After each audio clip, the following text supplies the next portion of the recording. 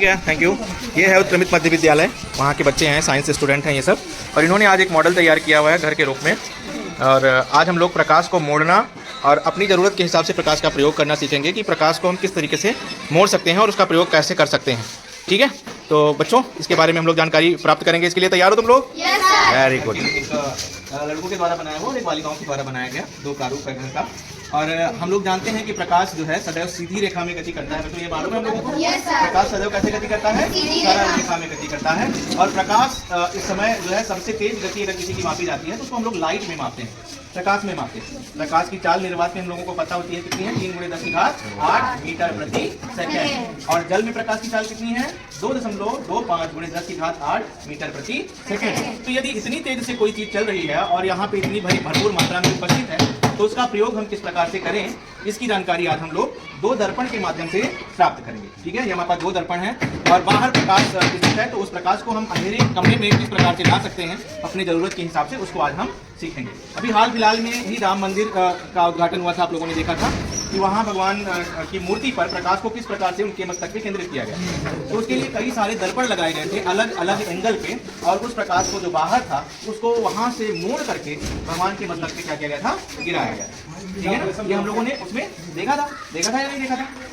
तो उसी हिसाब से आज हम जरूरत के हिसाब से अपने के लिए प्रकाश को पसंद करेंगे। तो प्रकाश की परिभाषा अगर पूछी जाए कि प्रकाश क्या है तो क्या बताएंगे प्रियांशु? प्रकाश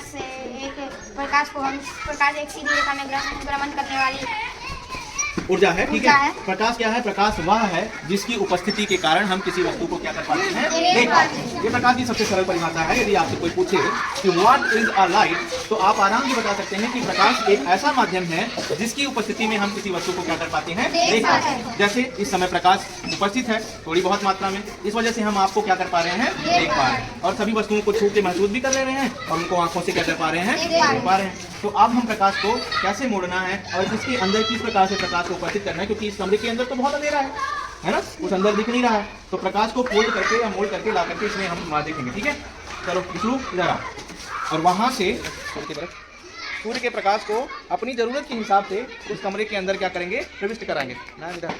ठीक है, तो हाँ बेटा चलो करो। अंधेरे कमरे में हम प्रकाश को क्या करा पा रहे हैं? प्रवेश करा पा रहे हैं। आप कमरे के अंदर हमें उजाला दिख रहा है बच्चों? ठीक है, सबको प्रॉपर ढंग से अंदर दिखाई पड़ रहा है? ठीक है, यदि मान लो अभी तो ऐसे सीधी रेखा में हम प्रकाश को, उस प्रकाश की रेखा को, प्रकाश को इस दर्पण के माध्यम से फोल्ड करके वहां ले जा पा रहे हैं। अगर हमें इसको और ज्यादा मोड़ना हो तो हमें एक दर्पण की आवश्यकता और पड़ेगी, और इसकी दिशा को हम जिधर चाहें उधर की तरफ क्या कर सकते हैं? मोड़ सकते हैं। तो हम लोग ठीक है, इधर प्रकाश यहाँ मिलाओ, इधर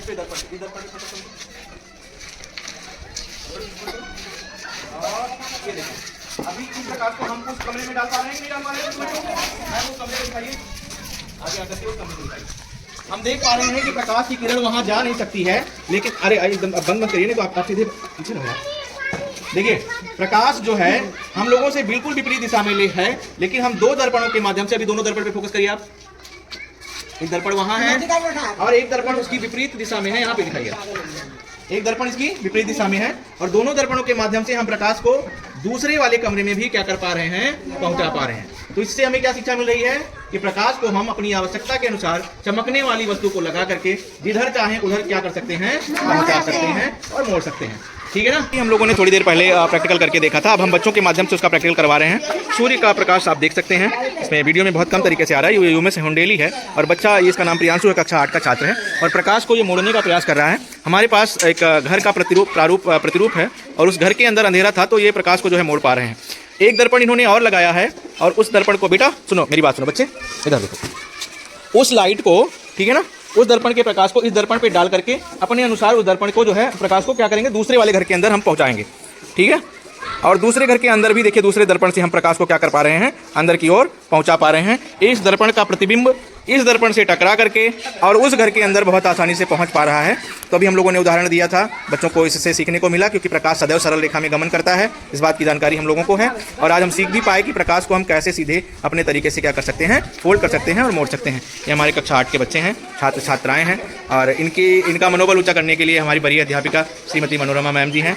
और ये मैम इन्होंने काफ़ी जो है बच्चों को इस इंफ्रास्ट्रक्चर को बनाने में मदद की है।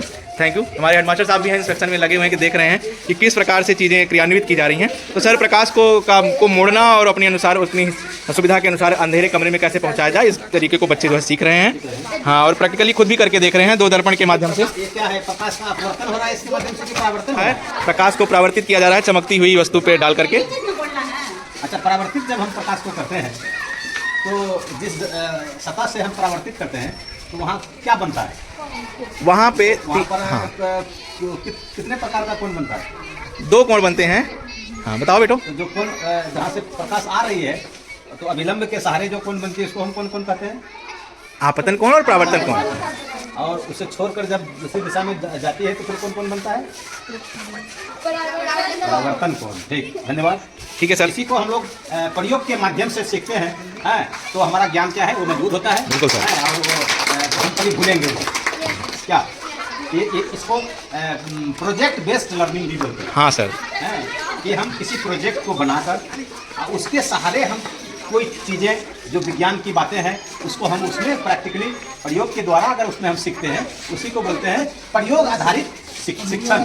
बिल्कुल सर। प्रयोग के माध्यम से हम किसी विज्ञान के किसी टॉपिक को समझते हैं और सीखते हैं।